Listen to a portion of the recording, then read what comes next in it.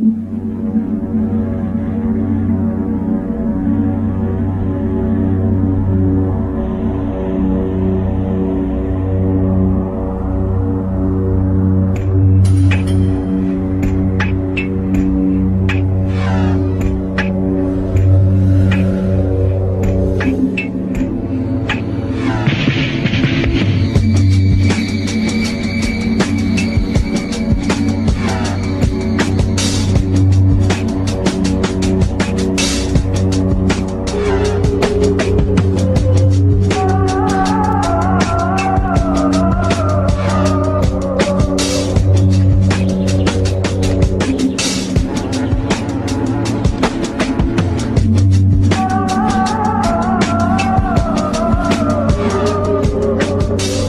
welcome to In-Game Chat for Saturday, March 15th, 2014. This is Season 8, Episode 11. I'm Scott. I'm James. I'm Dennis. I'm Matt. And I'm Kevin.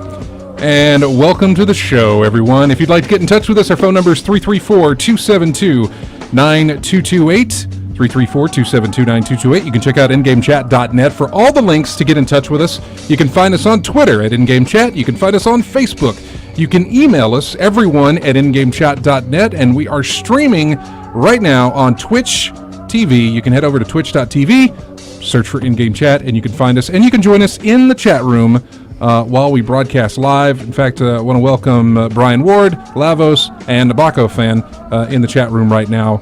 And we'll update that as more people get in there. But anyway, welcome to the show.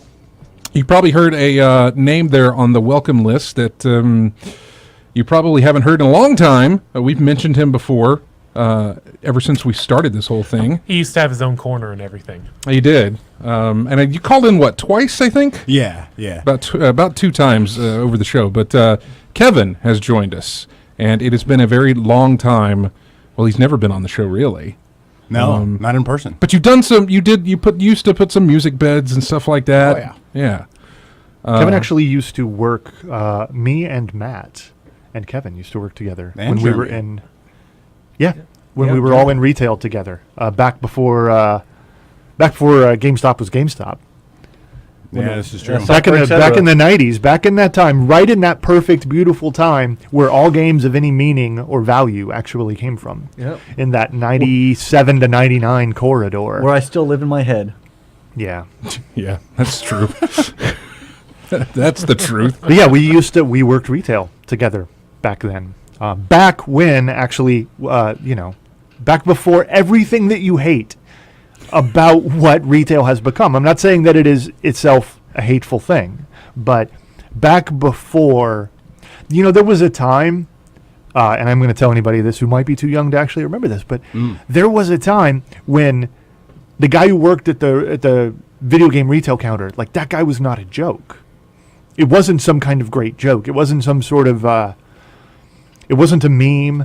It wasn't any kind of, It was before the shirt with "No, I don't want a strategy guide." Yeah, there was actually a time when you could not get a job at a place like Software, etc., unless you knew your stuff. Or Babbage's, unless you absolutely knew what you were talking about. You would be quizzed by the people who worked there, and if you did not know what you were talking about, if you could not cite from memory a significant amount of factual material or informed opinion, about what was going on, then you needed to turn around and go elsewhere. But we're also talking about a time when the town we're in, for example, has 8. I guess the broader area we're in now has probably about 15 GameStops. GameStops? Yeah. Around there. Yeah, something like that. Back at this time, in the late 90s, it was served by 2. 2. One in each mall. One in each mall. There you Like go. a Software, etc., and an electronic boutique. And I've actually worked at both of them. Right. So it was a much different thing back then. So in order to be able to work there, you had to be somebody who cared an awful lot about video games. And that actually changed around that time. 99 moving into 2000 is when really you could mark the change in sales and retail and the publisher relationships with sales and a lot of those other things. The massive increase in the number of retail locations and the more direct control that management had over those locations. And it really started skewing less toward people who cared about what was being sold, and more to people who were concerned with how much of whatever was being sold. Not to say that there weren't retail policies in place, but it didn't matter, man. It did not matter. You would walk into one of those things and you would eyeball the guy behind the counter and he would eyeball you. And you'd ask for something and he would make his judgments on you based on what you asked. Maybe there's a follow-up question. Maybe there's like, well, did you play, this other thing? Like blah, blah, blah. And it's like, nah, yeah, that's okay, but what about this? And then bam, that quick, in that moment, that was your guy. And if you lived in some town somewhere, that was how you found people. If you wanted like real human interaction where video games were concerned, there was no significant multiplayer. The internet wasn't anything like it is today. You wanted to find a guy made of flesh and blood who cared about video games.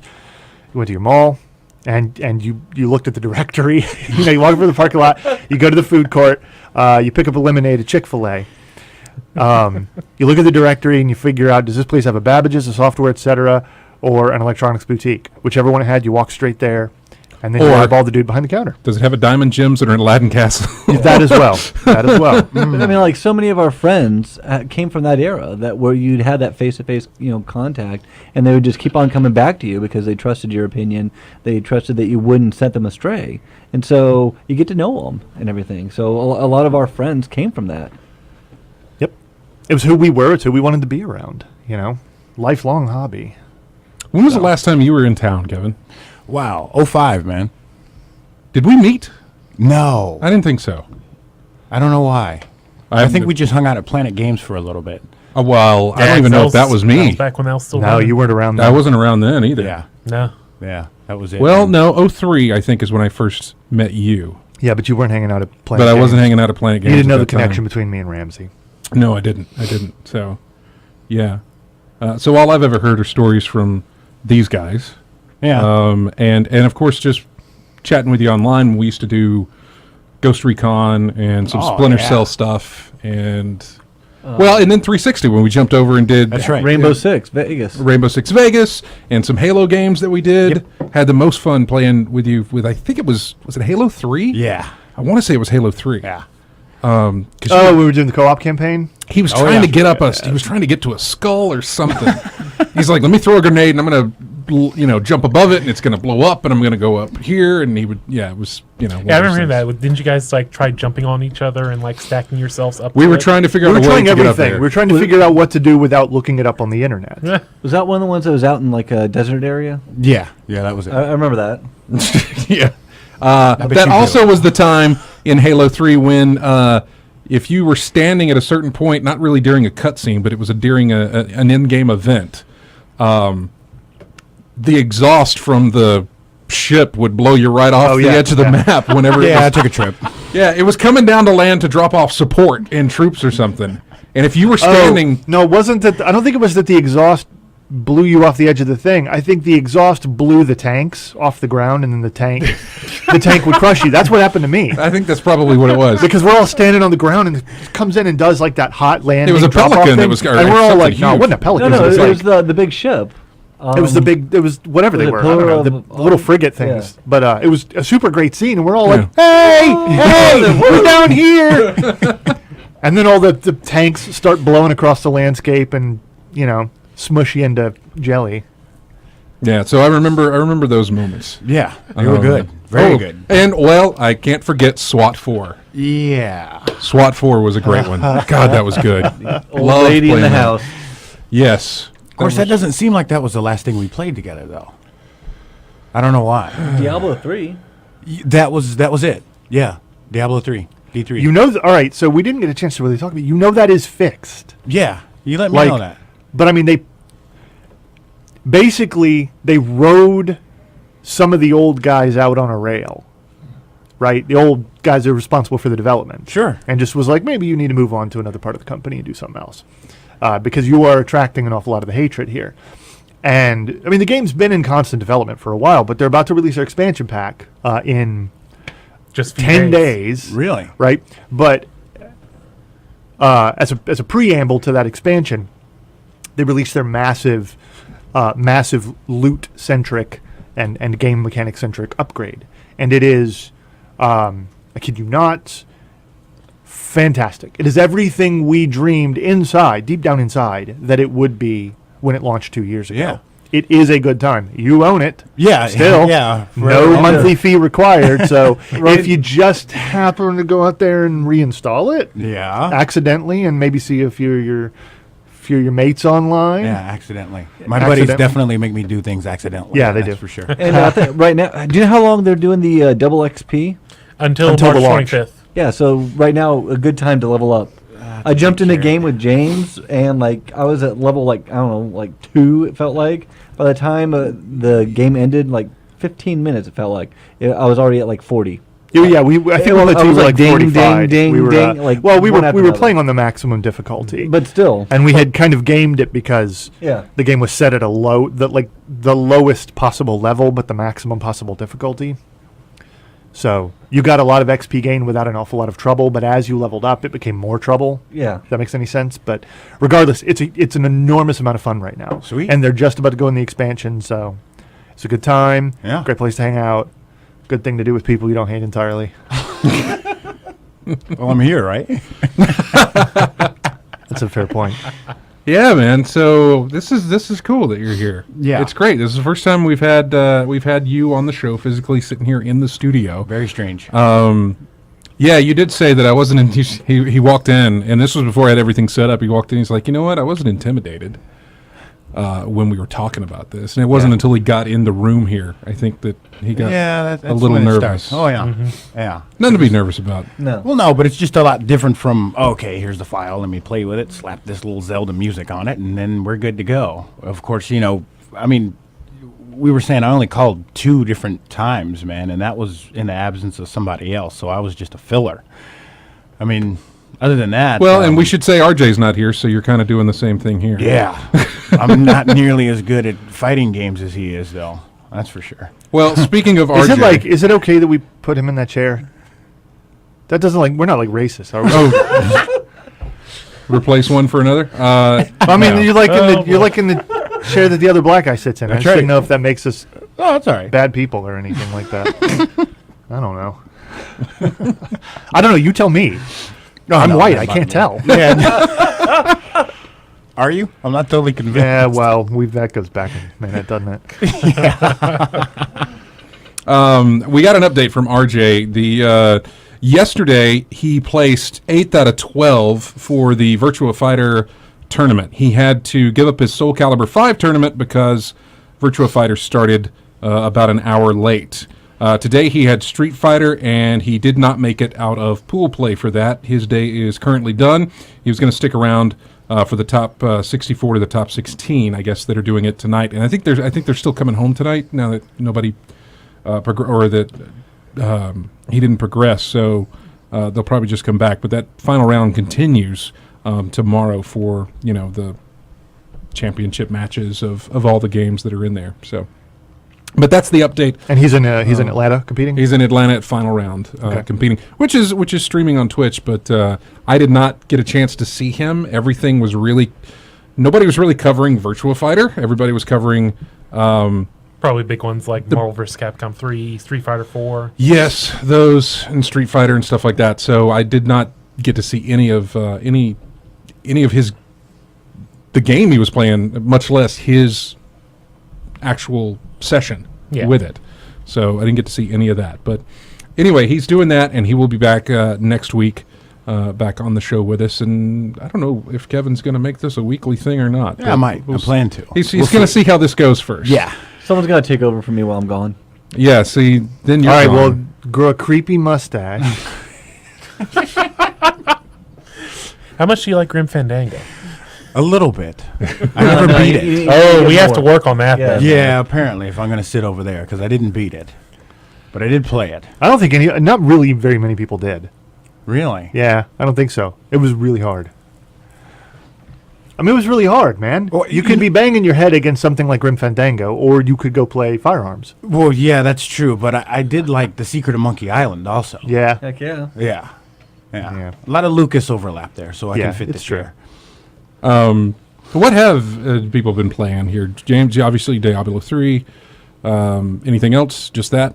It's really hard to get You and it's I, really hard to not be playing Diablo 3. I know. You would understand this if you played Diablo 3. Right. Titanfall ain't even in it, my friend. People want to talk about how addictive and how good that game is. It says an awful lot that a game that has essentially had the cherished name of Diablo drug absolutely through the mud, tarred, feathered, tossed into the harbor, had its name struck from the monument. You know, Diablo has had a hard life over the last several years. Yeah. Nevertheless, they've managed to essentially restore what people expected from the game in the beginning. I really wish we had some concept of the concurrent user numbers for something like Diablo 3. Blizzard doesn't ever really release those things, and all the evidence points to the fact that they don't have to. They're perfectly fine. They don't need to convince anybody, really, that their active player base is what it is. They talk about subscribers in something like World of Warcraft, but that only ever makes its way to us through investor calls, things like that, because it's part of the business, you know? But how many people are actively playing Diablo right now would be a fascinating thing to learn, because the majority of people are people who just pushed their way back from the table after they got 100 hours and a belly full of what Diablo 3 had to offer to begin with, because it was distasteful. And we were on there day one, man. Yeah. Which is to say that we actually played on about day 8. Yeah. Because the servers were such a wreck. But everything is acting pretty good now. The changes they've made are excellent. I mean, even if I had succumbed to the saccharine, sweet, sickly, overblown hype of Titanfall, wouldn't matter. I wouldn't launch it. I do the same thing I do every night, and I launch Diablo 3. Yeah. So, No, I don't. I don't blame your decision. I don't. Or blame you for making that decision or anything like that. I knew that you weren't going to do it. You probably weren't even close. Whenever we found the way that you could get it even cheaper. oh man, that's some Mexican drug tunnel sneaking 16-digit codes across the border, you know, in like shampoo bottles or something. Like you're like, I found like this VPN into like, you know, some cartel website. But it worked. I was like, whatever, dude. Yeah, you're funding a bunch of dirty business south of the border. I'm not getting in on that. That's almost as bad as buying it directly from EA. How much cheaper? Oh, I got it for $48, the game and the season pass. My immediate reaction is it still isn't worth $48 Yeah. for what's there. I'm not even trying to like dump on what's actually there, but nope. No. Come on, March. Have you looked at March? Yeah, I know. Do we want to consider March for half a second? Yes. But before we do that, we were going over what everybody has played. You and I recently did our family sharing, whatever it was, the Steam sharing. That was a little more. That was a lot of work, wasn't it? It was a little more work. I mean, it wasn't hard. No. But it's more work back and forth to get any two people. They really want to make sure you know this person that Yeah. you are sharing your games with. Because you have to sign in on that person's computer, authorize that account on that computer, which is part of Steam's safety mechanism. Authorize that computer. Right, as a piece of hardware to access your library. So the person and the computer, the account and the computer, have to independently set up to have access to that library.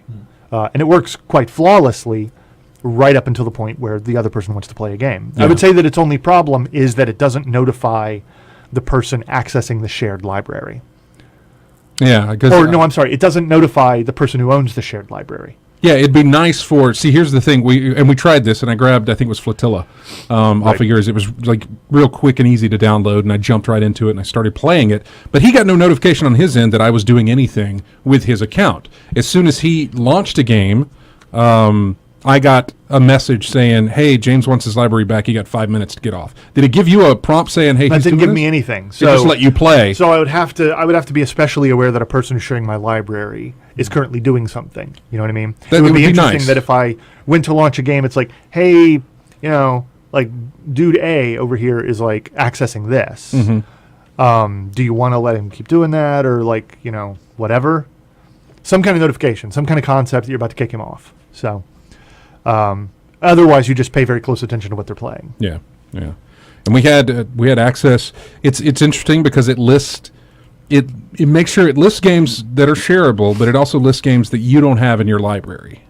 Oh, nice. Because when I went to his, I was like, man, there's a lot missing from here. I know he's got more than just these 70 Yeah. some odd games. But it was an awful lot of crossover. Plus, you have a lot of I have a lot of You have crap. a lot of crap. You have a lot of crap. I mean, you even have stuff that I don't think is crap, but I'm just like, I don't need that. I cultivate my list a lot more than you do, apparently. Yeah. Because when you looked at my library, you had something like 70 something available. Uh-huh. I had something like 230 Right. available when I looked at yours. Yeah. And so I went down the list and I was like, crap, crap, crap, crap, crap, crap, Yeah. crap. Like a whole bunch of $2 stuff that I know you picked up. Just 'Cause it in was cheap. sales or it was in a bundle, you know? Yeah. And then a bunch of stuff where I'm like, that's good, but, I played it on console. Or that's really good, but, whatever. I just Yeah. didn't buy it. Yeah. So. It works. It functions correctly. And I don't really mind, obviously, that they've made it so difficult to access someone else's library. It's the right thing to do, I guess. I don't know. We used Join Me, Mm-hmm. the little free screen sharing web application. So that I could log in on his, and then he could log in on mine, and then we could do everything that we had to do to make sure that it And worked. it's just the initial that's the headache, correct? Oh, Yes, yeah. yeah. From there on, you actually see a separate drop down under your games that shows the other person's library. Do you want to view your library, installed games, some subcategory that you've created, or do you want to see the other person's library? So it's good in that way. Yeah. Dennis, anything you played? I've played a lot of Diablo 3. I got that on Sunday. Man, that is so good. And I'm enjoying it. I wasn't in it before Loop 2.0 at all, so I have no... All I have as far as is just what I've heard from, James or everybody else about, it was terrible back then. The auction house was this poor idea to put in there. But... man, is this so much fun. It was the uphill both ways stories from us, about how terrible things were in the past and how good you kids have it now. Yeah, exactly.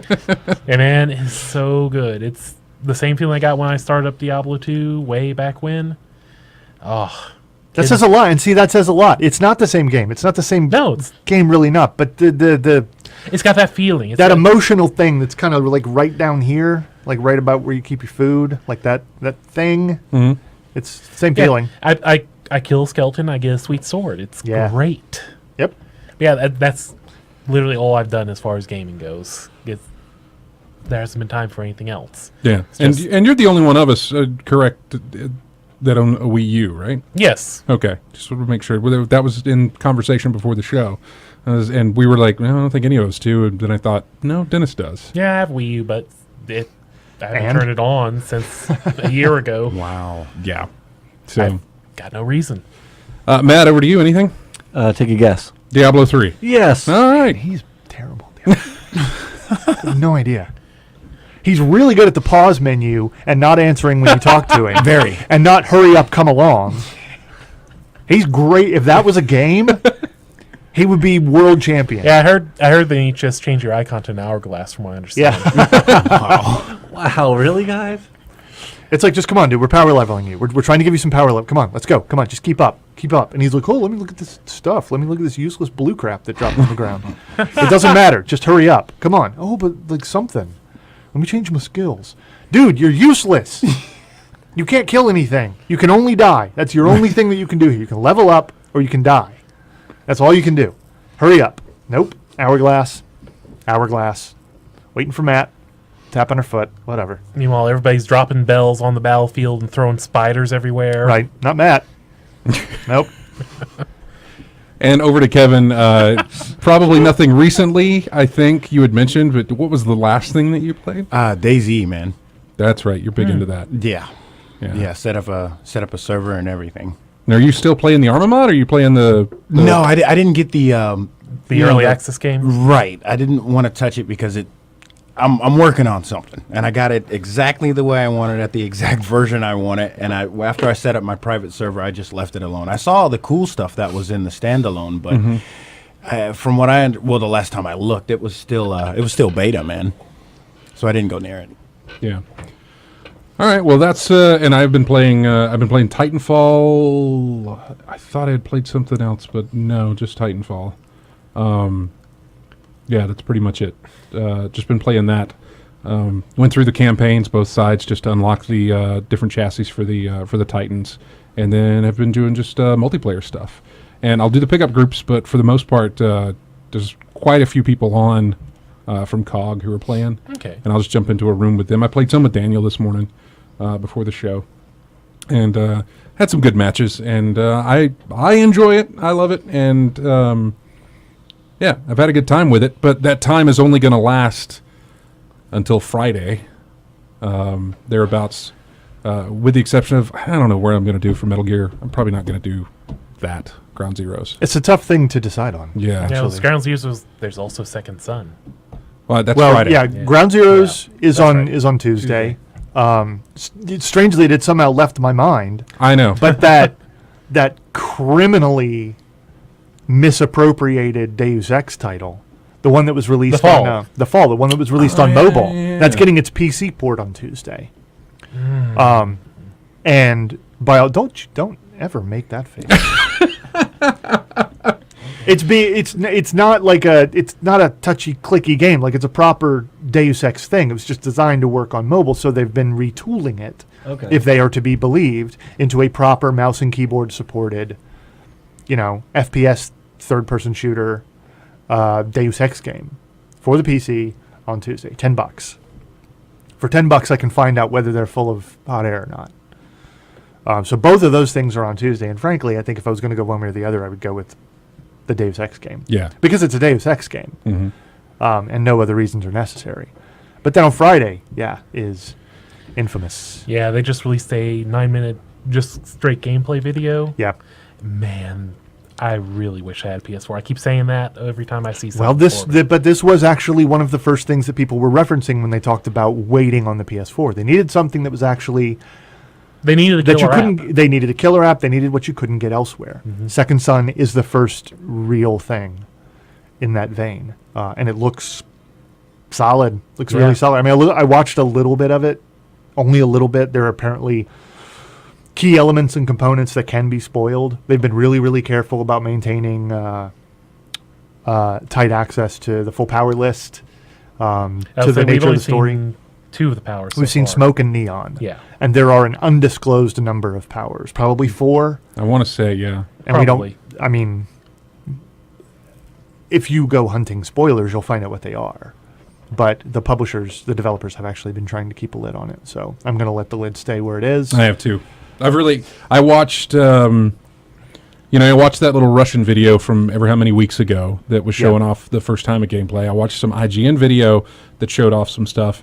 And then I watched basically the same area, but it was, oh gosh, I can't remember who it was that was playing it. May have been Giant Bomb. I'm not sure. Giant Bomb or Game Trailers. One of the two. We're doing a playthrough in the same area that they had shown off with the IGN stuff. Basically, it was the demo area. I guess they were taken to all the outlets to play for video footage and stuff like that to do previews with.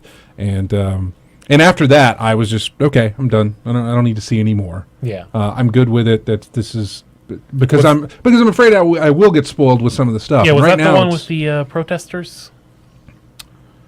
Where the active goal was to deal with protesters? I don't think so. Okay. No, that's the one. That's the one I watched. Yeah. Which I won't say anything more than that. I don't think so, but it was rather long, and I didn't watch it all the way through. So, but watch that, and I'm like, okay, that's enough. I will because I'm gonna play it anyway. The thing is that it releases on a Friday. Yeah. We have a show on a Saturday, and then Diablo 3's expansion hits on It's that on a Tuesday. That is a very tight window to get something played entirely because I don't know where your head's at, but there's nothing. There aren't other games starting Tuesday. The And we 25th. can't do the sensible thing like put Second Son down for a minute. No. Nope. The sensible thing is to get Second Son beaten Yes. before the 25th. Between the 21st and the 25th, we have to get that game beaten. Yeah. So, preferably between the 21st and 22nd, but that's not going to happen. Right. Anyway, we're going to take a break. When we come back, we'll have more of in-game chat in just a moment. Also, Nabokov fan has donated a copy of Dark Souls 2. Steelbook copy. Yeah, is that the collector's edition or something? I don't know Yes. what that is. Yeah, but it's got a steelbook. Man, I love steelbooks. Strange addiction to them because there's really nothing awesome about them. Pretty much, it's just something that holds a disc, And why would you even need that in this day and age? Pretty much, that's going. Well, they're more and more rare all the time. Yeah, really. But big fan of it. But anyway, he's got a copy of that he's going to give away. We're gonna do the contest here. We've got some audio clues that you're going to need to listen to and call in to guess, and we're going to go over all that stuff here in just a bit. But all that coming up on in-game chat. We'll be right back after this. Here is music. This track is called Tyrion. I am not sure what this is from, but you guys, this is the fun part. Guess where it's from.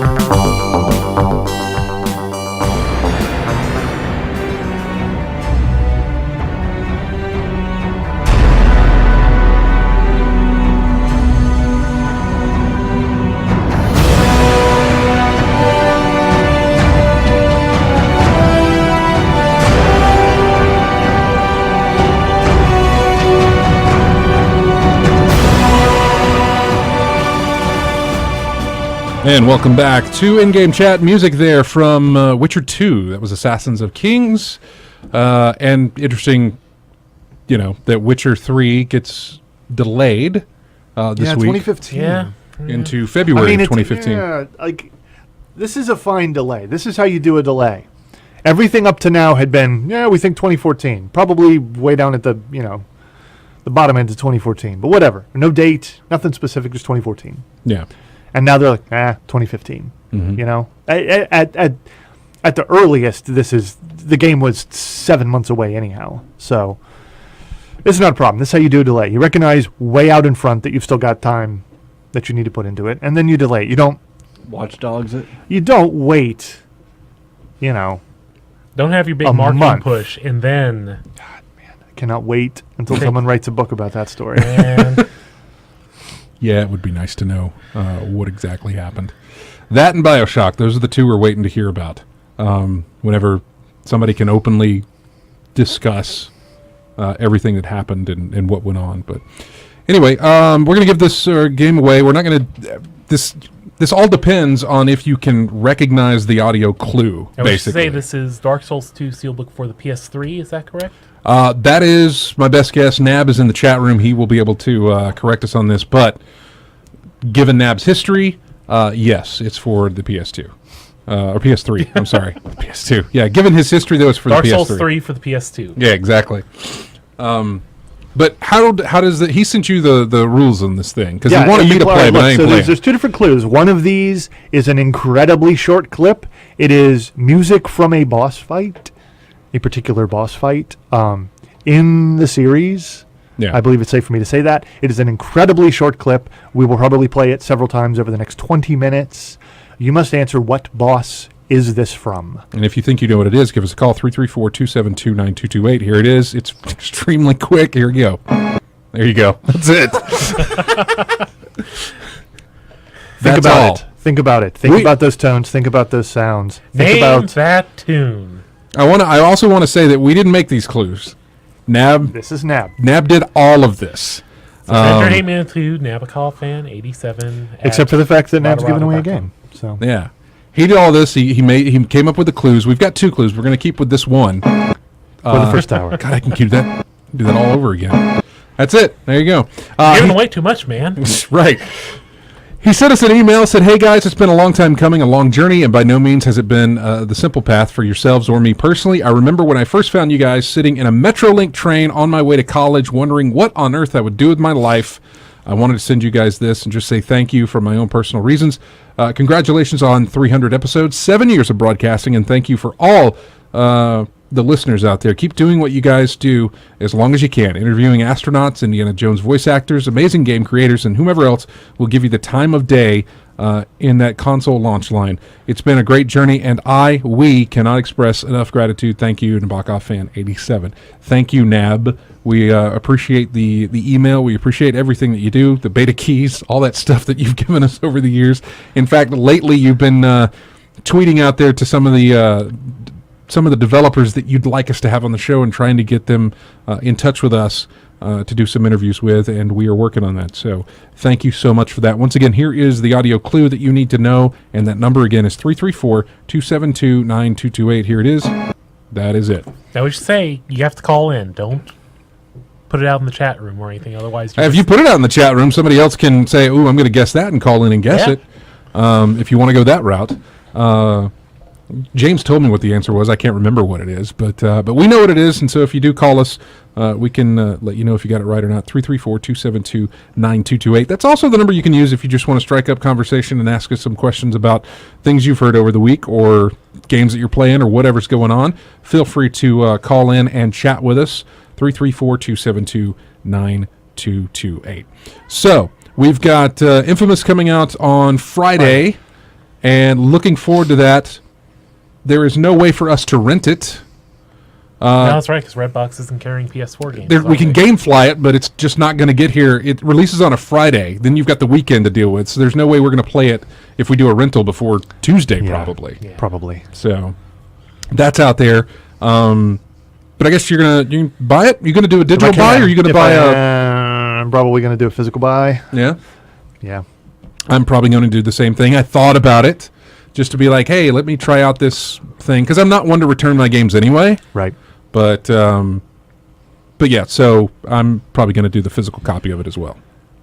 Oh, this is the third game in that series? Yeah. Yes. It is. You know what I got to tell you? Did you play any of them? You know, because you don't have you didn't get Yeah, PS3. no. I Sony loved. loved I absolutely adored. I completely adored the first game. I loved it. I thought it was quirky and odd. I thought that the animations and the behaviors and the voice acting and stuff, I liked that it was quirky and strange. I liked that it was an offbeat piece of game. A lot of the things that people counted against it as just being kind of silly and stupid and maybe not looking very pro, I thought added an extra layer of... It was the game's crooked smile. You know what I mean? Aye. And I loved it. I did not like 2. I didn't. I know that mechanically a lot of people swore that 2 fixed supposedly things that were wrong in the first one. I know that a lot of people, and I really don't appreciate this, but a lot of people jumped directly to the repetitive, the R word, repetitive nature of the first game. Yeah. I find video games by their nature to be pretty much repetitive, and that doesn't itself bother me if what you're repeating is fun. I liked the first one. I liked the progression. I actually liked the story. You played through it twice. If you play through it fully good and evil, you actually see a lot of the layers and the details and the incredible subtlety. And I think, honestly, that may have been a part of why some people didn't like the game. It was too subtle. It didn't smack you in the face with what was going on. And so on that second playthrough, you're like, man, this is, oh. Yeah. Okay, I see. And I loved the ending, and I begged for a sequel, and I was wrong, because I think they went into overdrive trying to produce a sequel, and they made a lot of changes to the character. They rolled back those changes because people didn't like them. Right. I think the narrative suffered an awful lot. They didn't exactly know where they intended to go from the first game to begin with. Other than the necessary bits of world-altering lore, I don't consider to. And I know that that's not entirely fair. But I can get away with it because you're not playing that character. Unless you are. Unless Sucker Punch is pulling a Kojima.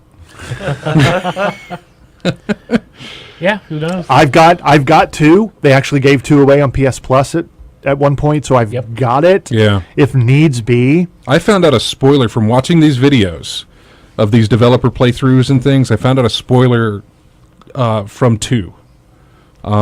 They said, hey, spoiler warning is coming up here, what we're about to tell you, if you didn't finish 2. But, yeah, so there's... it relates to what you were just saying about pulling a Kojima. Yeah. But anyway, let's... Oh, thanks. Yeah. Thanks. I quit. I said it relates. Oh, It's you not... don't know the endings of 2 at all? Do what? You don't know the endings of 2 at all? No. Okay, that's interesting. Did you play through... You Yes, played I through played 2. through 2. Did Which you play is- through 1? Yes, I played through both of them. Did you play through 2 good and evil? I only played through good. I know the evil ending though. I didn't. I know what happens in the good ending. I've done all of it. Yeah. Okay. Well, Yeah. All of both? yes, It just wasn't as good as 1. How could you keep playing it? because I was shocking people. The story was weak. The gameplay was fun though. I mean, It was okay. I yeah, mean, it was I okay. agree. It was okay. It was okay. They should. You know what they should have done? Honestly, they shouldn't have used Cole. yeah, I agree. Absolutely. They should not have used Cole. They should have left him exactly where he was with the problems that he had. And you used him, again, pulling a Kojima, they should have used him in exactly the way Kojima used Snake in MGS2. They should have used him as not a background character, but a secondary character that helped move the story from sphere to sphere. You know what I you're mean? talking about the oil rig, right? Yeah. Yes. You know what I'm talking about. Airplane? Yeah. Yeah. All right, let's go to the phones. We have a caller calling in now. This is Ben. Ben, you there? Hey, what's going on, guys? Hey. Hey. Hey, what's up? What you got? Hey, man. I don't really even know if I'm even close on the music that you guys are playing in the background. But there's only one game I was playing when I was deployed back in 2010, and that was 2011. It was Arkham City, and that's my guess on that. I don't even know if that's supposed to be in right or not. Oh, no, that right there, that little, yeah. Yeah. You know, I could probably find a cut from Arkham City that probably, for that amount of time, that would sound identical. As short as that is, I could probably find a cut from anything that could match that note right there, but that is not from Arkham City. Okay. In fact, did we ever say that what it was from? What did we say? No, we did not. I think we are going to say that. Yeah. Okay. It is from the series-ish. It is from Yeah, Demon's it's- Souls. It is from Demons. It is Oh, from a boss fight in Demon's Souls. Demon Souls or Dark Souls? Oh, well, Demon I have Souls. no It's idea. from Demons. Okay. It's from Okay. Demon Souls. But hey, I appreciate you trying to call and win. And Hey, Arkham and City? I have a Arkham City. I have a question for you guys. Maybe Okay. you can help me out. I'm kind of in reverse role. My kids play the PlayStation. I play the Wii, and our Wii is just one day it just stopped working. And are those just disposable things, or can you actually go somewhere and get them fixed? There was a time. There was a You- time, but I don't think since that generation they've necessarily been repairable because I will say the best you could do is probably call Nintendo's customer service. I know they did this. How long have you had the Wii? Let me see. I got it in 2009, I think. Yeah. So you 09. probably- I've had it for a while. Yeah, I was going to say any warranty or anything you had is Yeah, probably done with. they'll charge you a fee for looking at it. I don't know the exact details, but I think if you want to get it repaired, that is probably the best plan. or you can probably I don't even know if they're being carried used still. They're Yeah. probably very available on the used market, either through one of the retailers or through, I don't know, an individual owner. There were so many of them on the market when they were made, so many that you can Yeah. probably find a replacement fairly easily. But I as far figured as that it would be pretty easy to replace. I just wasn't 100% if there was like, hey, is there an easy button? Some guy that says, oh, you gotta, like the old days of the Nintendo, you had to blow on your cartridges to get them to work. I didn't know if they had the same type of thing, or they go clean it up for you or something. I think the last time that was a reasonably good answer was prior to the Xbox 360 and PS3 era. Yeah. They were so okay. difficult to maintenance from the inside. They were so difficult to repair given their issues. The 360 could be dealt with, but it became incredibly, incredibly difficult. Prior to that, it was usually much simpler. Jeremy used to do that for a living, as a matter of fact. He used to Yeah. have a 9-foot tall stack of PlayStation 2s that had to have wow. their disc tray or their fans or something repaired. And you actually could do it if you had some basic knowledge about what to do. But they've gotten so complex that the the cost of repairing one and the difficulty of it means that you're probably better off just buying a new one and Yeah. buying into that warranty. It's almost like a DVD player now, where if your DVD player just stops working, you don't. You pretty much like, oh, I'll get a new one. Next time I'm over at Walmart or whatever the Yeah. case, or go to Amazon and just pick up one or something like that. So that's probably the best case. If you want to give Nintendo a call and go through those channels, you can. But I think basically the advice that James is giving you is probably the best way to go. Yeah. You can probably find it very cheap and very easily to get that replaced. So. Cool. Well, I appreciate it, guys. Enjoyed talking with y'all, and I really enjoy the show. My boys and I, we usually listen to this show. They're really big into the game stuff, and like I said, I enjoy the Wii. I guess I like my games to look more cartoony than anything else. Yeah. But, Let me ask you, what did you play? What was the last thing you played on the Wii? The last time I played on the Wii, What was the last game you played? it was Medal of Honor. Actually, was the last one I played. It was an older game, but then they had the Jedi game that was pretty good. It's a Star Wars game that I picked up from one of the game stores in town where you could. It was pretty cool. So I play that, but I'm a huge Mario Kart addict. I don't know why I can race those dang tracks a million times and never get bored with it, but it's just I don't know. It's just a game I like. So Well, we appreciate you calling in, man. Yeah, thanks a lot. take care, guys. All right, you too. And if you'd like to call into the show, you can. It is 334-272-9228. If you think you know what this is, you can call us. Well, we know what it is. It's a clip of music from a Right. boss fight.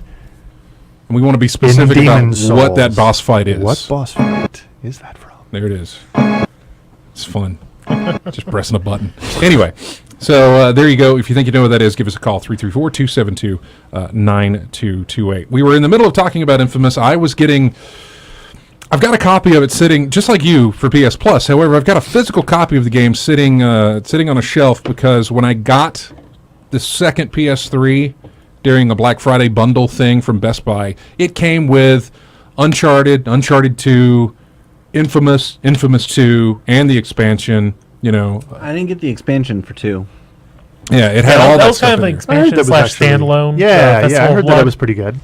Yeah, I've been to check that out. It's just too many other things. Yeah. So I've got all of that, and I've sort of with this game. I was like, yeah, let me jump back into 2. But the more I remember of just going through that swampland during the first part, the more I'm like, I don't really want to. Is that? I mean, is that partly what it was? Because that just really, I don't know, man. Something about its entire introduction. Something about. I really liked Empire City. I liked the way that game was made, and everything about 2. Look, I know that everybody can't like everything. There simply isn't pleasing everybody. You have to be okay that some people don't like what you do. But it seems to me that development and publishing, more importantly, are super sensitive to negative feedback. They actually don't want to dig back in. I'm being too presumptuous. It does not seem like they want to dig back into the positive feedback and reinforce that, build on what works, expand it in every right way. What they do is they spend an awful lot of time head scratching and brow stitching and just really being upset about the bad things people said about your game. Well, it's because those bad people, they might be customers for the sequel, man. Right, well, if they- Positive yeah. feedback, they're already customers. Yeah. We don't have to worry about them. Right. Those Well, they negative didn't. feedback, But man. they didn't. Ooh. So they didn't worry about me, and they lost Yeah. me as a customer because I liked the way Infamous was built. And I'll put a caveat on this, man. I like things that are apparently not very popular, and not in a hipster way. I still think Assassin's Creed 1 was the best Assassin's Creed game they made. I do too, man. I think Halo ODST was the best Halo game they've made. Yeah. I have specific opinions about things, and I can always give you my reasoning, and you may not agree, but I'm not just going to tell you, well, it was just better, man. It was just more awesomer. Right? I can drill down to exactly what I think mattered.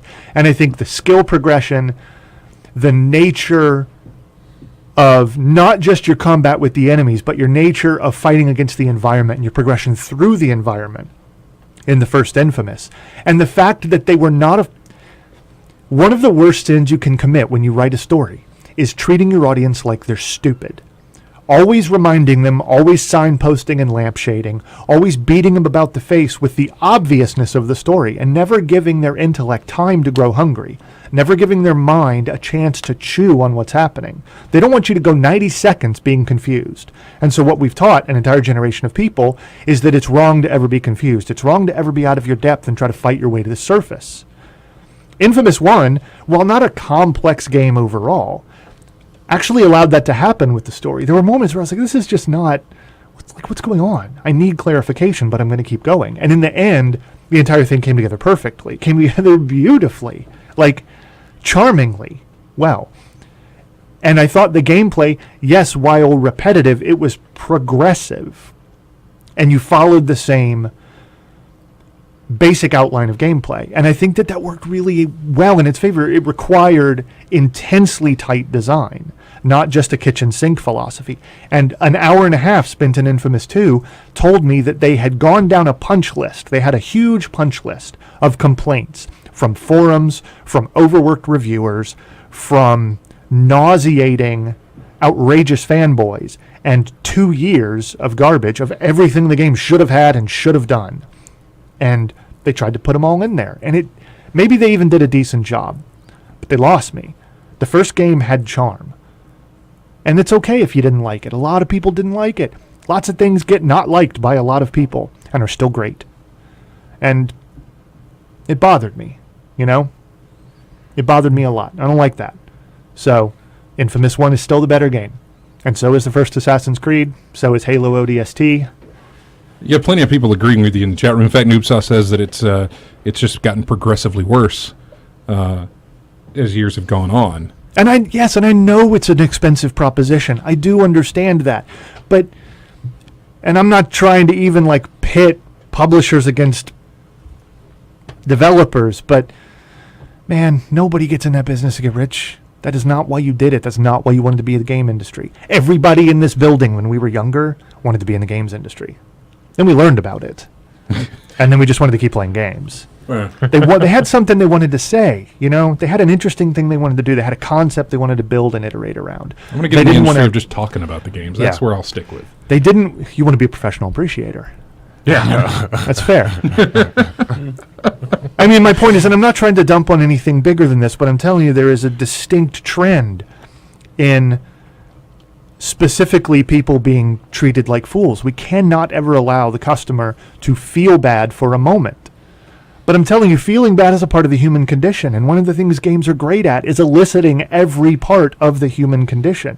It's okay to feel bad sometimes. It's okay to be scared. It's okay to be lost. I wouldn't have a story about Wesker's sunglasses if that game did a better job of holding my hand. Mm-hmm. It gave me room to fail.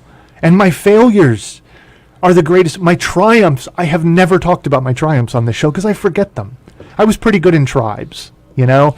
I was real good. I hit a bunch of guys with mid-air discs. I capped a lot of flags, I guess. That was great, and it's a time that I hold dear. But Wesker's sunglasses is still fantastic. Matt's complete inability to ever do anything right, ever. Wait, what? Has perpetuated. The very first time we really played anything together, you shot me out of the air 2.5 hours in a sortie over the English Channel in European Air War. What sucks is I know why. I'm not even going to go into that, but I know why. Yeah. Let's see. What was your line at one point? Matt, I'm opening the door. Don't shoot. Yeah. Okay. Oh, Matt. that was you. Oh, yeah, that was me. Are you going to sell an awful lot of copies of something that makes people feel great for like a minute? That gives you some kind of short thing? Yeah, I mean, I guess you are, but you're never going to be a legend. You're never going to be great. And that's all there is to it. I think people are at their best when they overcome some degree of challenge. I don't mean Mega Man difficulty. I don't mean LucasArts graphic adventure type stuff. I mean just the right amount of challenge, just the right amount of difficulty in pressing the lever before you get the cheese. There is a balance to this sort of thing.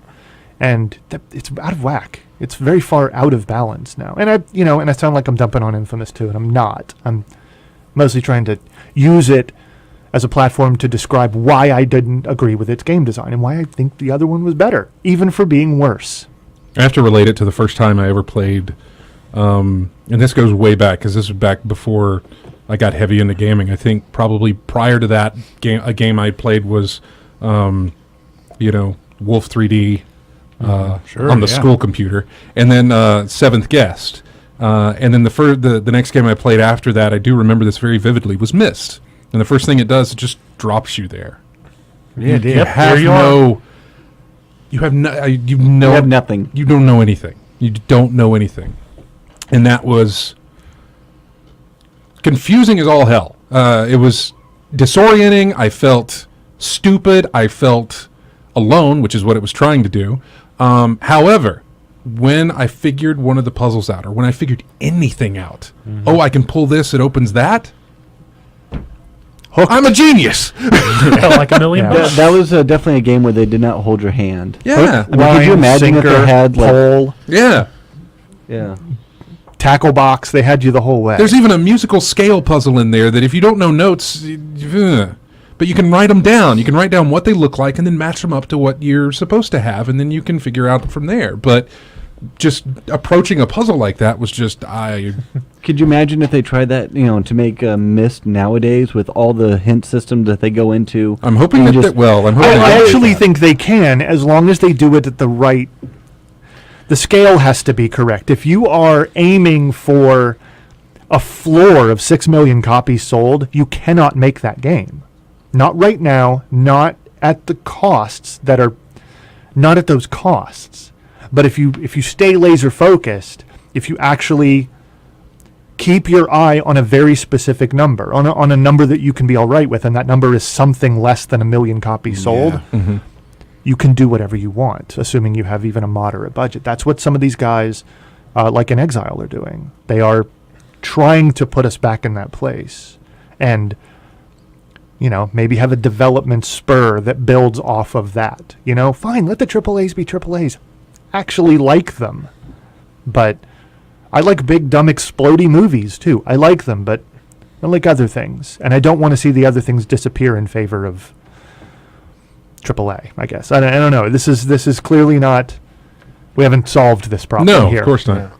But anyway, we've got to take a break. And don't forget, here's your audio clue. There it is. I got it. Yeah. 334-272-9228. We're going to take a break. When we come back, we'll have more in-game chat. We'll have the second hour of in-game chat coming up next. Here is music from Scott Pilgrim.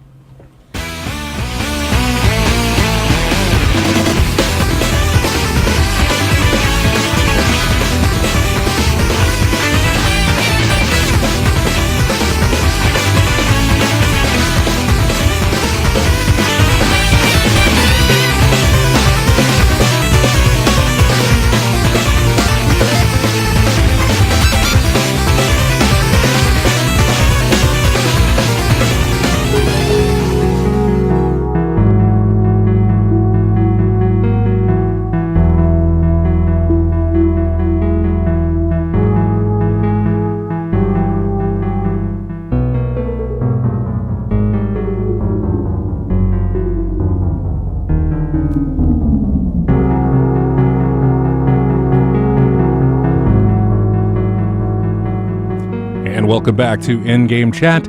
That is music there from Anodyne, I believe was the name of that track. And if you don't know this track, there it is again. You should give us a call if you do know this track, I mean. It is from Demon Souls, and it is a boss fight.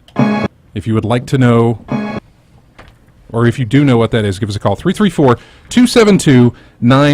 It's 334-272-9228. We're going to give a bigger clue of that pretty soon, because I just don't think that's enough. Here's a little bit more. There. I did a quickie on that, so we'll see. But I'll play the full segment of that a little bit later on. But if you think you know what it is, give us a call, 334-272-9228. You'll win yourself a copy of Dark Souls 2 Collector's Edition. It comes with DLC. It doesn't come with the soundtrack, but it does come with the DLC stuff. Steelbook case, and our very own Nabokov fan is going to get that out to you. And that'll be for the PS3. For the PS3, he did confirm that. So, anyway, welcome back to the show, and everybody in the chat room. Let's go over the list here. We've got AC Wraith in there, Brian Ward, also Cavalier UK, Lavos, Noob Sauce, Nabokov fan, Navid UK, Plorch, Stufu, Tacitus 59, Truth Unknown, and I guess Uko maybe UCC 0. Sure, let's go with that. Is in the chat room as well. Some of our friends from overseas were coming in a little bit late, only for the fact that we hit daylight savings times last weekend, and they have not. Oh, they're not like on their summertime. They don't hit theirs until I think another week or so, whenever they do theirs. So, but yeah. Anyway, welcome everybody in the chat room. If you'd like to join us in the chat room, just head over to twitch.tv. You can watch us do this thing, which I don't know what kind of entertainment that is for you, but you can also just jump in the chat room and get plenty of entertainment from everybody in the chat room. So thanks for doing that. We were talking about Infamous because that's coming out on Friday, and then of course on Tuesday we get Diablo 3. What's the name of the expansion? Reaper of Souls. Reaper of Souls. That'll be 25th. On the 25th, and then after that, I think we're in the clear for a bit. I think so. I think Well, March that's is the end of March. There are things happening in April. The real launch of Dark Souls 2, Yes, the Happens in PC April. release. the PC release. That's right. Then yeah. this time around, there are actually a number of it's very, very tough. The last time this happened, I think it was a year and a half almost. I think before we got a PC release. Yeah, long time. Because seeing that it had moved off of Sony-only consoles, that Sony no longer had exclusivity, people wondered why is this not on a PC? This is absolutely the type of game that owes heritage to the PCs. Maybe you could do that. And it happened eventually, but it took an awful long time. And it was sort of a rocky piece of software at launch. But this time, they swear that they're going to do right by the PC. And the delay is only 6 weeks or so. But it's just enough for anybody that really wants to play the game to kind of wonder whether or not they should be playing it on the old system. But yeah, I think there are an awful lot of people who aren't interested in the console version this time and really want to go first time through on the PC for Dark Souls 2. Do you know, I guess we won't know really if any of that resolution stuff has been fixed. Do we know yet? Have you heard anything? They claim that it is going to run at a native 1080p for the PC, that it's going to have the frame rate's going to be fine, that all of the obviously you'll still probably want to use a controller, but the mouse and keyboard controls won't be a death sentence like they were in Dark Souls 2. I believe the hope is that you should not have to mod this game at all. Durante should have to put no effort into fixing it whatsoever. He's the guy who made the DS Fix patch for Dark Souls. I will tell you, though, as much as I like what they produce and as much as I'm looking forward to what they're doing, we'll see when it gets here. I will believe it when I see it. Yeah. I'm not going to take it on faith. Is there anything else you can think of releasing Elder in April? Scrolls Online is coming out in April. Really? Yes, it is. Yeah, Wow. It is. There's something to be said for the fact that Nobody we cares? weren't really throwing that up, I Is anybody interested- looking forward to that at I was all? interested. Have you when it played? was Have you played any of announced. the weekend betas? No. Oh, yeah. Last I heard is there's no first-person view. That was it. There is actually, but it makes the game unplayable. Oh, well, that makes sense for an MMO. Man, they can't. These guys, man, I don't know what to say. It's not broken. It would be easy to say that it was broken. It would be easy to bag on it if it just didn't function. Functions fine. It's the worst part of normal MMOs and the worst part of an Elder Scrolls game. It is not the best of either world. It's the worst part of both worlds. In typical Elder Scrolls fashion, they've hidden all the interesting lore in somewhere you can barely get to it, and where it specifically impedes your progress in the game, the rate of speed of your progress, if you go looking for it. And Bethesda developed this themselves, right? This was not the same Bethesda that makes Elder Scrolls games. This is the ZeniMax Online, which is the parent thing. I'm not exactly sure how the development breaks down, but it's not the same guys, though they have access, obviously, to the same world lore and specific lore. Sure. Problem is, it's a faction-based MMO, which I think is kind of okay, but it's set in a period of time so far in advance of any of the Elder Scrolls games. I mean, setting aside Skyrim, every Elder Scrolls game takes place in the span of a single lifetime. And even if you add Skyrim in, it still only extends that timeline to something like 200 years. Yeah, Skyrim was about 200. Yeah, it was like way Oblivion. later, but not that much. This thing is like thousands of years earlier. This is like the Old Republic Yeah, to Skyrim's Return of the Jedi. Yeah. So it doesn't ground you in a familiar place and a familiar universe. There's still a little bit of that going on, but not enough to really put the hooks in a person that's been playing since Daggerfall. Yeah, it's saying it's 800 years before Morrowind. Okay, so yeah, a single millennium That's almost far. before a single millennium before Skyrim. But it's extremely far, which yes is a good place to put it so that you don't stomp all over the existing lore. But the bad thing is it's just not Elder Scrolls 6, Yeah. which is what it really needs to be. The first-person view doesn't work well because you completely lose situational awareness in an MMO because of it. The third-person view is as skewed and wonky and uncomfortable as the third-person view is in an Elder Scrolls game. It's not naturalistic. It doesn't flow. It doesn't snap. It's okay to play, but I don't want to. Yeah. I want your world and I want your lore. I don't want your game. And they're subscription-based, too. It is a full retail package and a subscription. And I'm telling you, you gotta get up early in the morning to be able to do that. You can't compete against the people that are still doing that. You can't. You can't even hope to. What's the number monthly? 15, full price. Ouch. And essentially no one else is doing that. No. Wait for even half a minute, and even WoW, the juggernaut that they are, will give you a bargain for jumping in on what they have to offer. The other big stuff like EVE has essentially no box cost. And if you play it on the Xbox One, that's also the Xbox Gold. Yeah, you're playing through your Xbox Gold. I forgot they're doing that. It may actually be a more comfortable experience on the consoles when that happens, but yeah, I don't know. It can't even hold up against Final Fantasy XIV, in my opinion. That game at least has charm coming out of its ears. It's lovely, it's beautiful, and can kind of satisfy some of what you need from the world of a JRPG. Yeah. But with all of the conventions of an MMORPG. And it's neat and lovely and cute and kind of adorable, and you want to pat it on its head. You know, it's fun. Elder Scrolls is a chore, you know? And Yeah. I can't. Of course, you're on PC, right? I am on PC, Okay. yeah. So, I don't know. It's sad times. Sad times. We're going to see how they're going to do, but I even defended the concept of Star Wars The Old Republic to some degree, and believed that if they had managed themselves correctly, It would have been better. they actually could have maintained a subscription lifestyle for a couple of years, probably. And I was wrong about that. They didn't. But I'm very much on the side of people that say that this thing is going nowhere fast. And it's sad, because it's not broken. It's not bad. It's only flawed in the fact that it's built for a market that hasn't existed in 5 years. Tragic. Yeah. Anything? I guess you have a list up of what. Yeah, I've got a list up, but there's a couple other things in April. The only other thing that really strikes my fancy is Daylight. on Daylight. PS4. Oh, yes. We And- talked a little bit about that, not on the air. I think we were talking about it in the parking lot, of course, like we have many conversations after the show.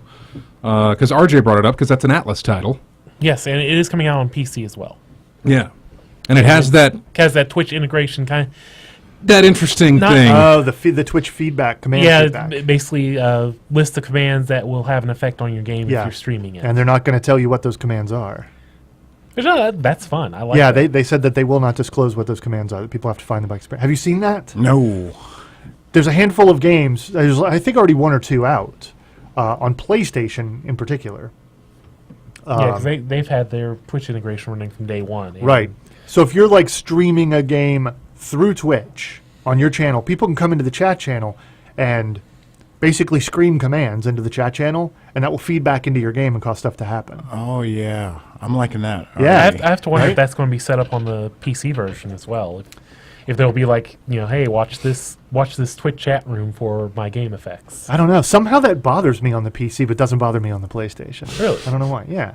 I don't know. Man. I'm in control of my PC.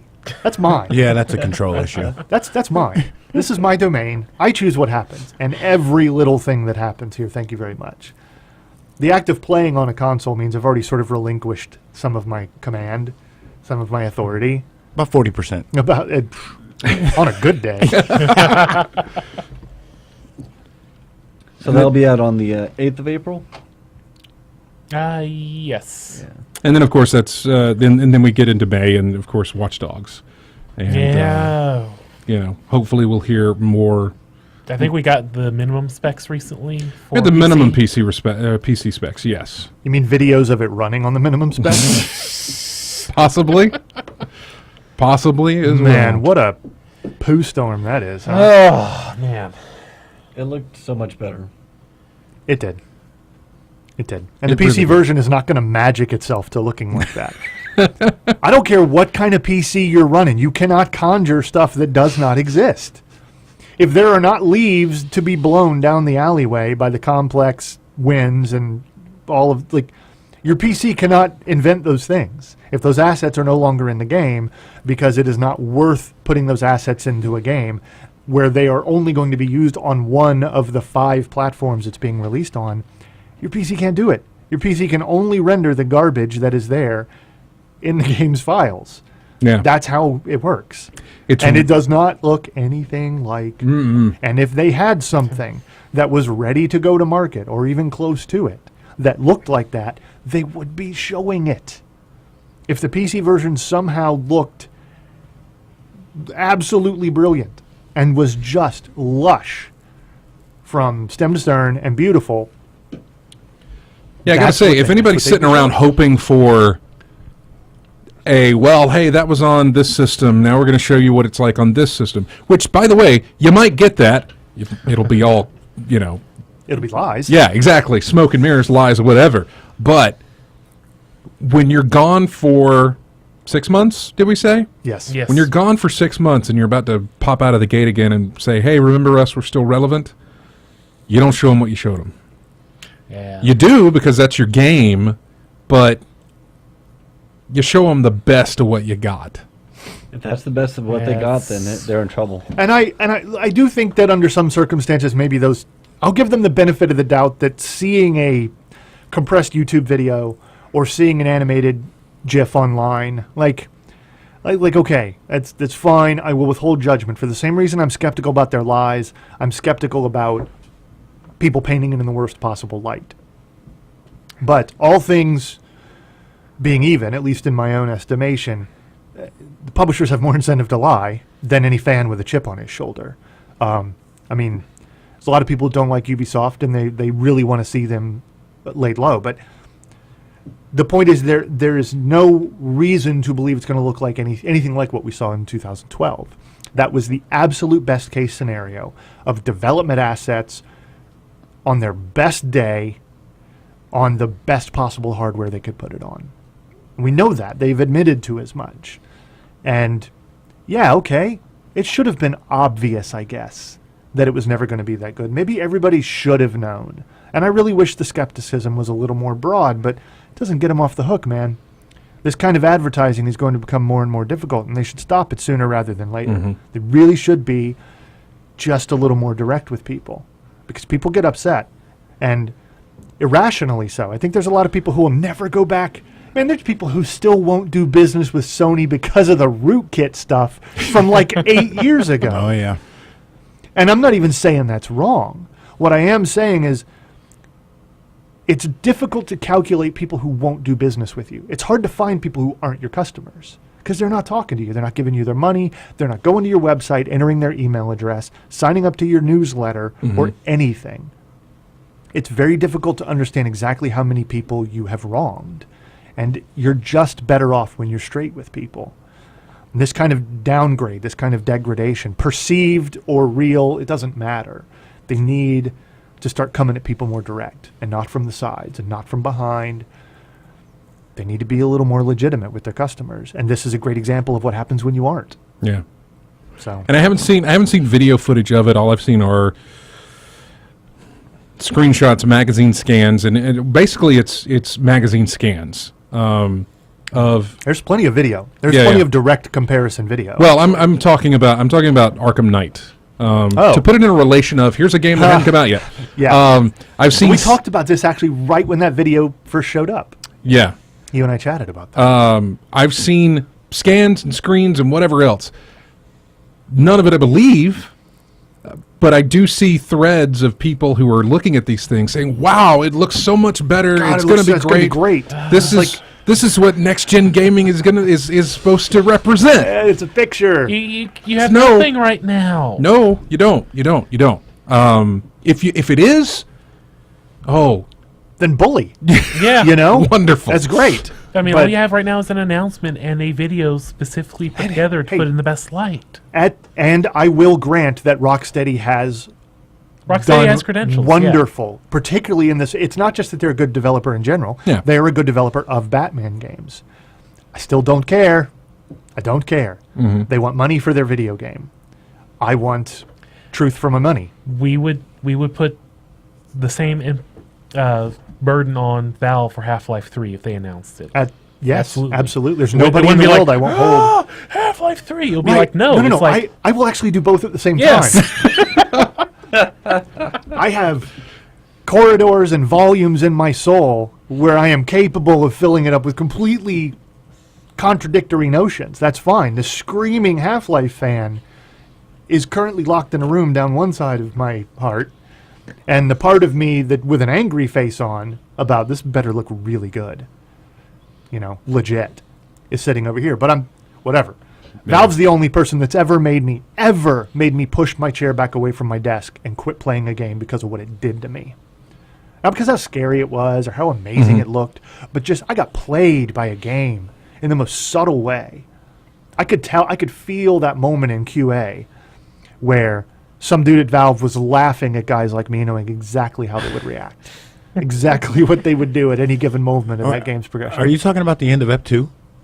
Oh God, no, no, nothing so blatant.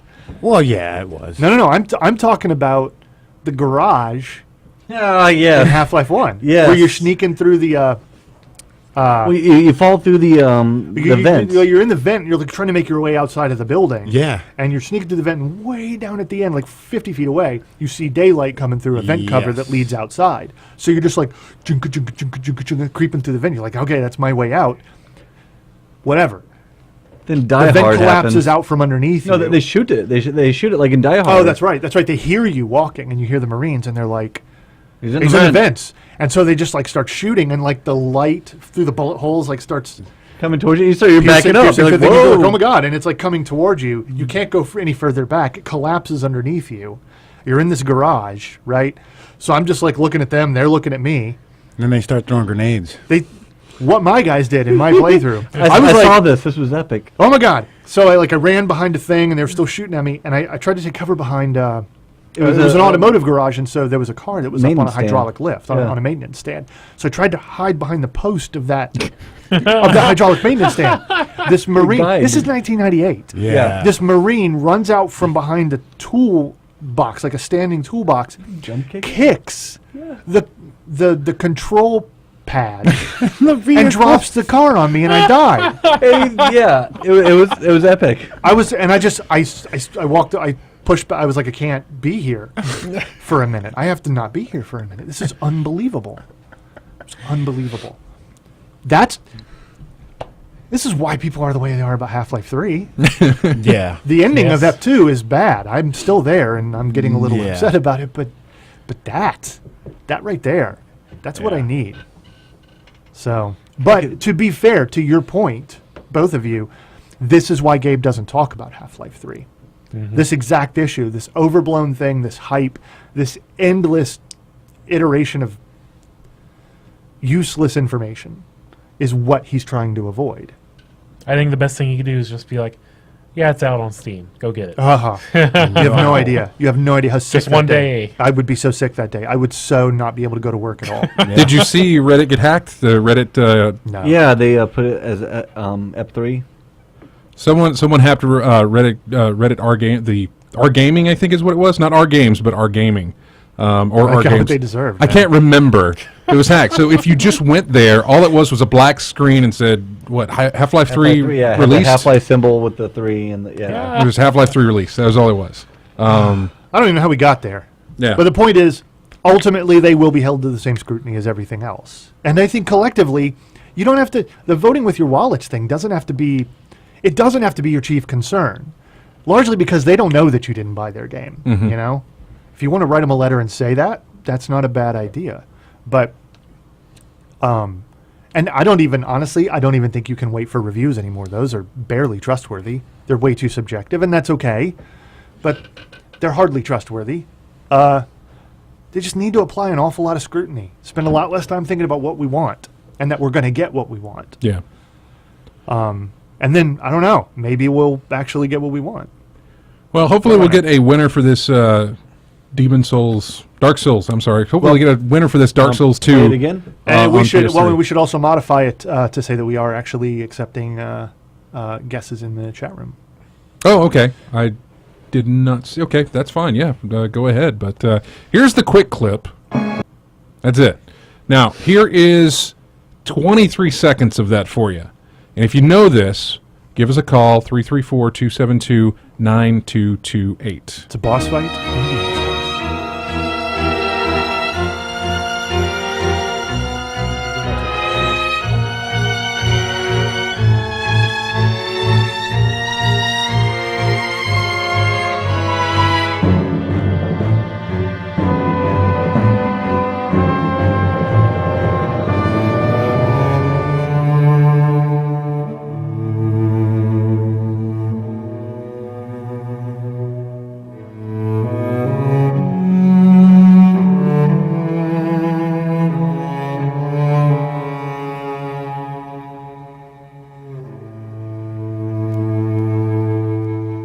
And welcome back to In-Game Chat. That was music from Journey. So I can tell you where that music is from. What I can't tell you is where this music is from. However, if you know it, we would like to know what it is. We'd like to know your guess. Give us a call, 334-272-9228. If you're in the chat room, you can throw those out as well. We're taking guesses there. It is from, you said it's from Demon Souls. Demon Souls. Yes. That's It is a boss fight. It is. What is the boss fight? That's what we're looking for. Here's your clue.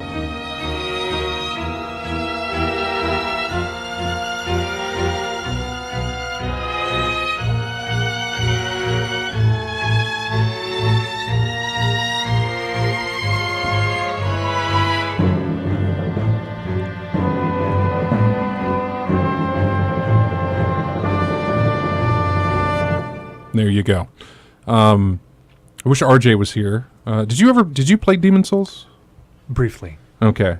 Did you I get, played his Did copy. you get to this boss I fight? did, actually. Okay. I was just going to say, is it very memorable? Is this something that you would that sticks out? Is it something you would know? If I had played it significantly, yes. I believe one of the reasonings is that for any boss fight in the Souls series, you will likely spend an awful lot of time with it. with this, so the music would stick out for you.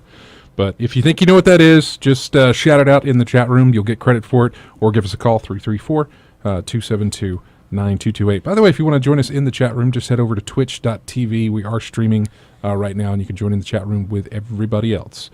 RJ isn't here. He went to final round in Atlanta for a fighting tournament there, and he placed 8th out of 12 in the Virtua Fighter tournament.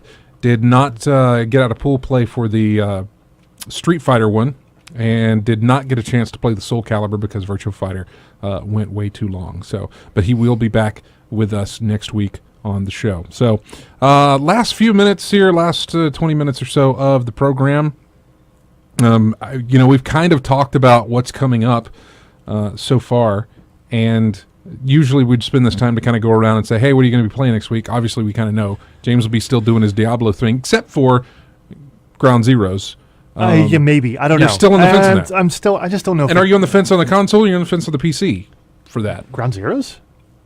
Yeah, is it not releasing? I thought it was No, it's releasing not releasing on the It's PC. only on the- If it was on the PC. Oh, I thought it no, was. It's only on the No, consoles. it's only The on the previous consoles. gen and current gen. Right. That was one of the reasons I kind of wanted to do my Steam sharing with Matt, because I knew he was getting it. But I thought, you're getting it for the console then, PS4. Yeah, I'm gonna be buying the disc of it, so I could probably just let you guys borrow the disc afterwards. Might as well, since you won't be needing it after Yeah. after a good while. So,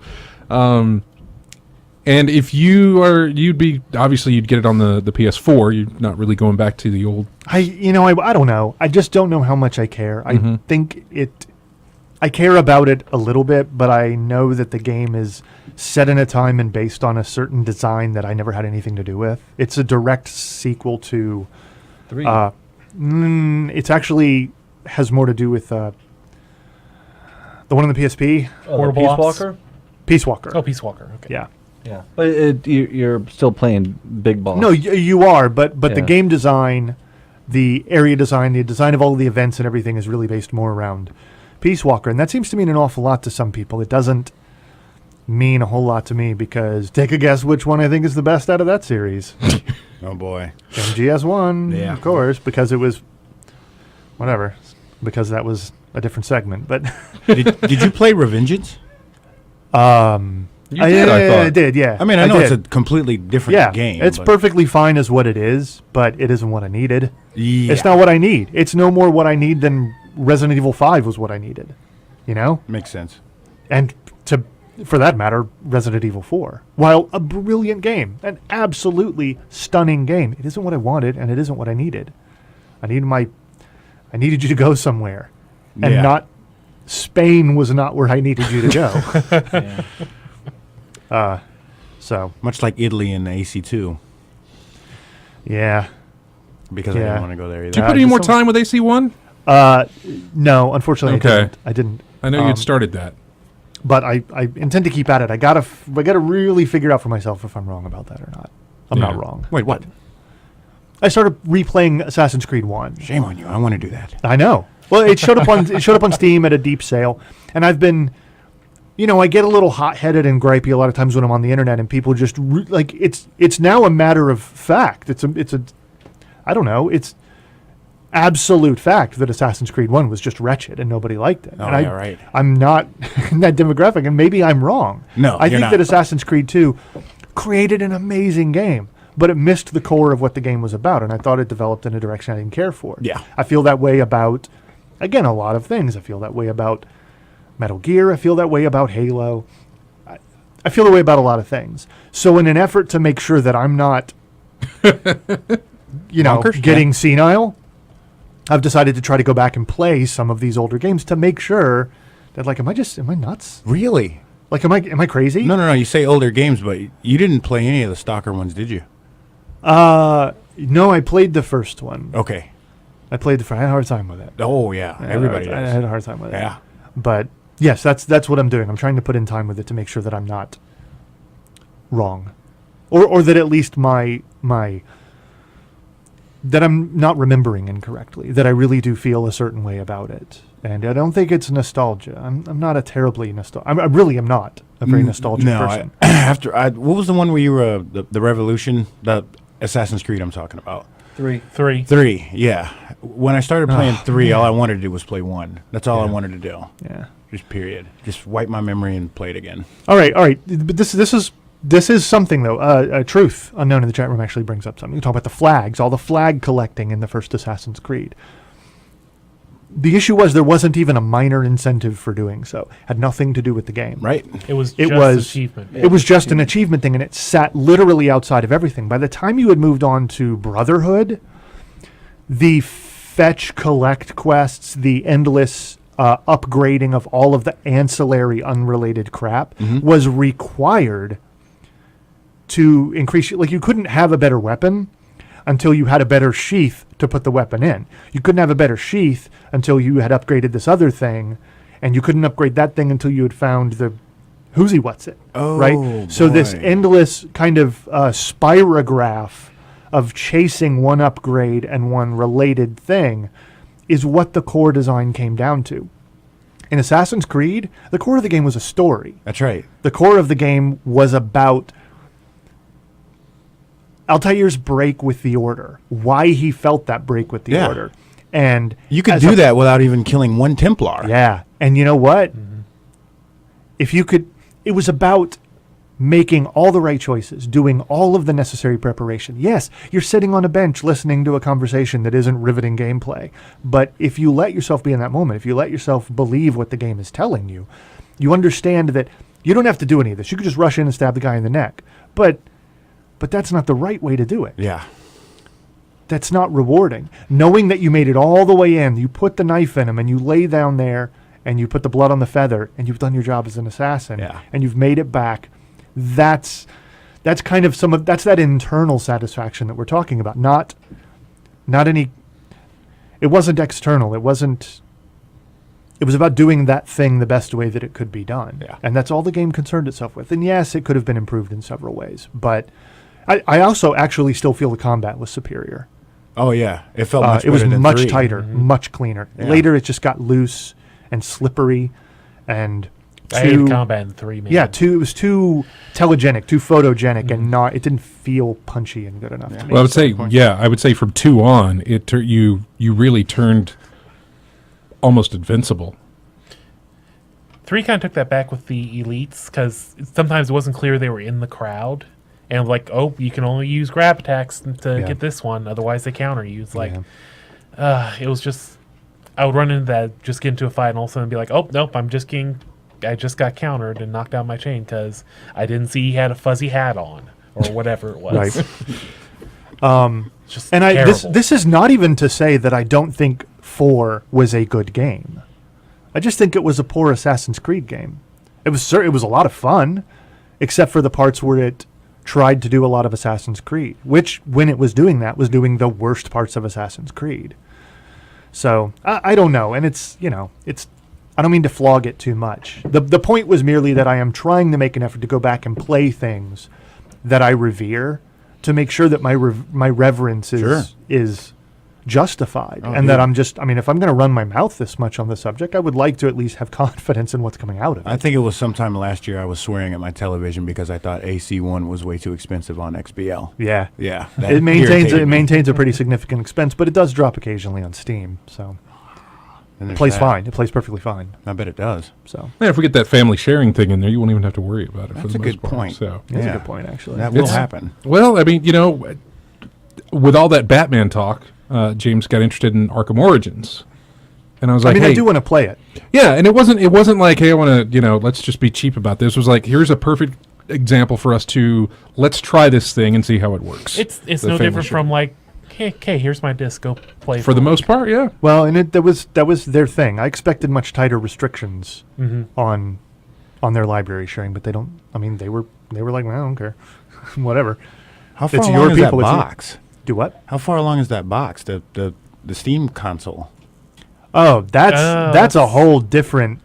Steam machines? Yeah, that's an entirely different ball of wax.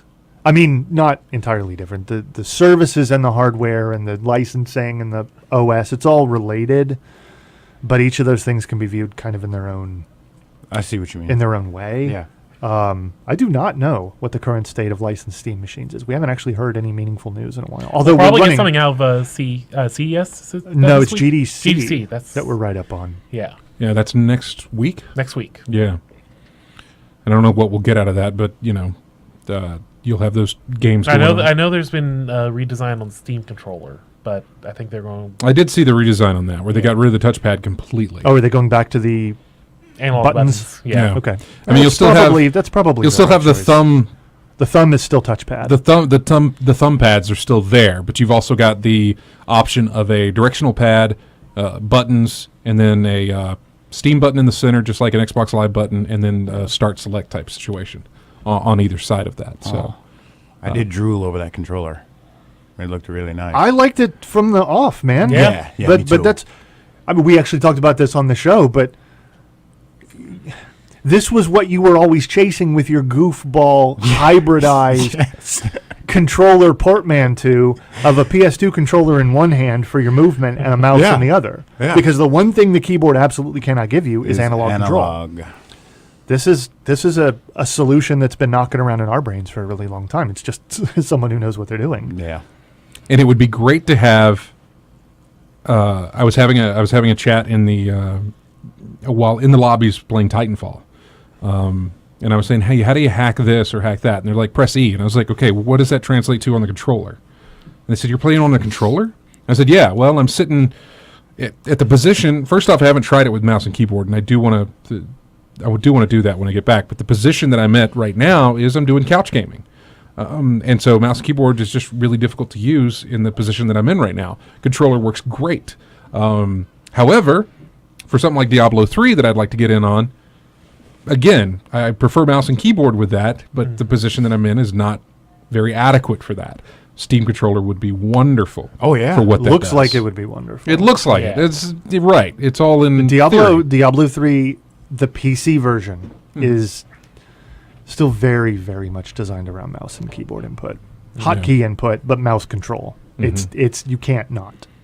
There is no option. Yeah, I was Although gonna say, my left hand gets no use when Yeah. I'm playing that game. no, just like 1 2 3 4 1 2 3 4 1 2 3 4. Shift. Alt. Occasionally alt, yeah. Yeah, shift. But as for Titanfall, don't think you're ridiculous for playing with a controller. The wider group of people, I mean, maybe something's changed drastically from the beta, but I don't think so. Look, normally, I have said for years, you know how I feel about mouse and keyboard control in a first-person shooter. It's fine to use a controller in Titanfall. It's a super fast, competitive FPS, but the time to kill in that game is incredibly low. Someone kisses you with that submachine gun and you're dead. It is incredibly fast. You are incredibly fragile. So with a low time to kill and what I personally believe is an inexcusably strong aim assist on the controller, it doesn't matter that you can have pinpoint accuracy with a mouse and keyboard and get headshots from across the map. It doesn't. If I can get the strong aim assist isn't giving you headshots, it's going to give you body shots. But like I said, the time to kill in that game is very low. So just in this instance, because if someone's using a controller, that's not a problem, man. Because I switched to the controller just to see when I was playing the beta, and I'm not accustomed to aim assist, so it fought me. It's kind of screwed me up a little bit. But when I just calmed down and let it do its job, I was just as good. So I actually don't like that. I don't like the mixed competition because I think in a really tight environment in a close encounter, I kind of think that the controller guy may have an advantage. I don't like that. It's one of the things I don't like about that game. So don't feel bad in that respect for playing with a controller. I will wager that you'll do worse when you switch to mouse and keyboard. More than likely I will. It felt worse when I switched over to Xbox One and played the beta. Something about that. Actually, it wasn't the controller that felt worse. It was the fact that I could not change my FOV. There was it was amazing how many options were just gone when I went over to Xbox One to look at that. I was like, wow, I get none of this.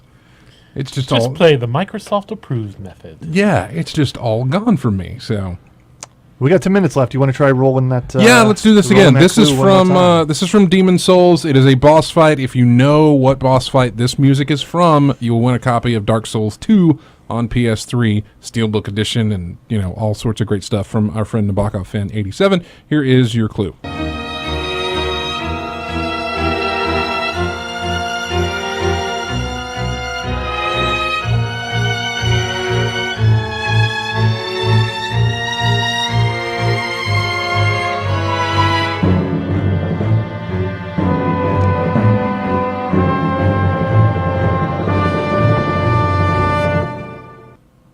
There it is. There's the clue. If you think you know what it is, give us a call or shout it out in the chat room. Either way, 334-272-9228. If you think you know what that is, you will win yourself a copy of Dark Souls 2 on the PS3. And sadly, if you're listening to us on podcast, you can't. Right. You need I don't know. It depends on what Nabokov wants to do. This guy is the benefactor, so if he wants to carry the contest over and switch it to a different audio thing, it is up to him. It would be up to him. We can represent this next week. Or we can try again next week. He can let us know. And they're having they don't know. He says it's super easy, man, but nobody knows. Nabokov's got like that. First skill off, trap. there's nothing easy about Dark Souls, Demon Souls, No, that's or a fair anything. point. So yeah, it's easy for Demon Souls, yes. But yeah, YouTube is your friend. I guess what to look up every boss fight in Demon Souls. Well, and you've start only got listening? 8 minutes, so Yeah. if you can manage that in 8 minutes, then I suppose that's like, So you've managed Kevin, with what is your plan for the next week or so? When you get back into gaming, I guess you're going back into DayZ then? Yeah, more than likely. Because the thing is that he came from Ohio and he moved, so everything I guess is still packed up in storage. You haven't gotten through the Right, yeah. through the unpacking and getting everything set. How do you do that without having internet? Oh, I've got it. Oh, okay. Yeah, I'm just using somebody else's PC. Okay, Which gotcha. is it feels just as unnatural, but yeah, Yeah. I got it. So what are you going to get back into? More than likely, Daisy. I might take a look at Wasteland 2. Matt was showing me that. Geez, I've been out of it for so long. That's all I've ever been doing is Daisy for maybe the past know. year. You had a Perhaps. thread on COG talking about DayZ. Yeah. I was just playing through it, trying to get down some material for something that I'm writing. It should be pretty interesting, but I had to put that on hold just to boogie on down here with you guys. And So- we appreciate it. Oh yeah. We hope you do it again. I know it may not be a regular thing every single weekend, but I wouldn't say that quite yet. I know. Just I don't know know. yet. I know. Truth Unknown says, "Is it the first boss?" Here we go. This is what it's going to be. There is one final clue, and it's pretty much the key to the entire thing. It was composed by Shunsuke Kida, Shunsuke Kida. So they're going to go down the list. Is it the second boss? Nope. Is it Second the- boss is not the name of a boss. Is it the third boss? So yeah. It's like that. It's like the game on The Price is Right. We have to like guess what the price is, and so you start by the One hundreds, cent over. right? Yeah. 100, 200, 300, 400, 500, 600, 700. No, lower. Okay, 650, 670, 6. That sort of Gotcha. thing. And they only get 30 seconds, so there you go. Well, hopefully somebody will know this, and somebody will. But like I know said, this, if not, it's entirely up to Nabokov if he wants to roll this It is. over and set it again for next week. It's not going to decompose or anything, I don't think. Yeah, so next week we will have some thoughts on Infamous. I really don't know how far I'm going to get in one night of play. One night and a few hours during the day. Yeah. It's a Friday, play. though. It's It a is. Friday, It is a which, Friday. by the way, the games industry, if you're listening, how about that? How about release your video games on a Friday? I can't speak for the rest of the world, but here in the world, in America, most of us don't work on the weekend. Most of us get paid right before the weekend. Most of us would be perfectly happy turning into weekend warriors, staying up all night on a Friday, buying your game, plowing right through it. I'm really just trying to put that out there. Mm-hmm. Release your games on Friday is what I'm demanding that you do. Far better way to handle it. The last time I remember this happening was for Last of Us. It released on a Friday. Yeah. Yeah, So- it also released like right on top of E3. It was. E3 ended, Last of Us released. Hmm. And we often wondered why that was, maybe so that they could still feature Last of Us at E3. Yeah, maybe. I don't know. And again, the problem is June is reaching the end of a quarter. So because games business is a business, they actually do like to put something out at the very end of a quarter to put that on the books, you know. Yeah. We also did, to reach back to the MMO, we got a release date for WildStar. I don't know if anybody has been following that at all. No. It's been awfully quiet in its beta phase, but it's the one with the hoverboards. You saw the video with the hoverboard, right? Yeah. That's like their travel thing. Is the well, I think buy that game just to ride on that hoverboard. Yes. Did you not see that? I guess I haven't. Oh, well, yeah. For someone who has a hoverboard on top of their television. I know, really. No, I'll have to bring that video up. But they actually did give a release date. They moved out. They dropped their NDA.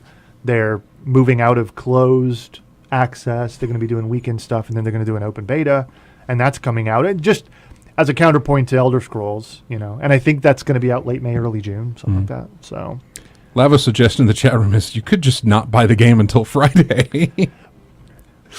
that's a stupid idea. Wow. I can't do that. I can't. Don't make not have sensible it today. statements like It's that. not sensible. What am I supposed to do? All the other people in the world are yucking it up for 4 days before I get a chance. I can't have that. Yeah. That's why I don't wait until later. I can't wait until later because everyone's doing it now. I And know. this thing where I got to be like, oh my God, did you the thing? And you're like, I did. That moment, that like collective thing. If I care about the game, I have to be there. I know. And it's not just about the game. If it was just me and the game and a deserted island, that would be a different thing. But You don't purchase but games. No Man is an island. Yeah, What? you don't purchase games. You purchase experience. Yes, that's exactly. I don't look at them as a tool. Like it's a. I mean, come on, man. Like It's a portal. is even what it again is. in the '90s, what were we doing? Every day I would come in and be like, dude, I was playing Gran Turismo. I got my S license last night on the whatever track. You remember doing that? Yeah. Yeah. That's, again, We have a guess in the chat room. Navid says whatever that says. False Knight, Alan. False King Allen. No. Nope. King, Alan. Good no, guess, I'm though. sorry. Yeah. Okay, so I'm that wasn't sorry. it. Alexander, we were rolling over then, unfortunately. Yeah. So we'll leave this up to Nab as far as what to do, and That's okay. Take another shot next week. Not Exactly. not the same audio file, obviously.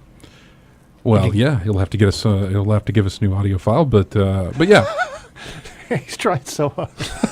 figure it out. Here's a link. No. No, I think we're gonna have to call. We got no time left. All right. Well, that is it. Thanks, everybody, for joining us in the chat room, as well as everybody listening on the stream or even on their radios. Really apologize about the streaming problems that we're having. We're hopefully we'll have that fixed next week. Thanks, It'd be everybody. fine if we were playing League of Legends. Yeah, right. Thanks to everybody who grabs us every week from iTunes or however you get our show for later use. We really, really do appreciate it. Go to ingamechat.net. And you can join us on Twitter, on Facebook. You can also find us on our forums at colonyofgamers.com. You can subscribe to our YouTube channel. And if you're on Steam, we've got a Steam group you can join up with over there and play games with us and other listeners. And so thank you, everybody, for joining up and in the chat room and everybody here. Kevin, thanks for making the trip, man. Oh, yeah, man. And we hope you do it again, and we hope to see you very soon. So thanks, everybody. We will see you next Saturday.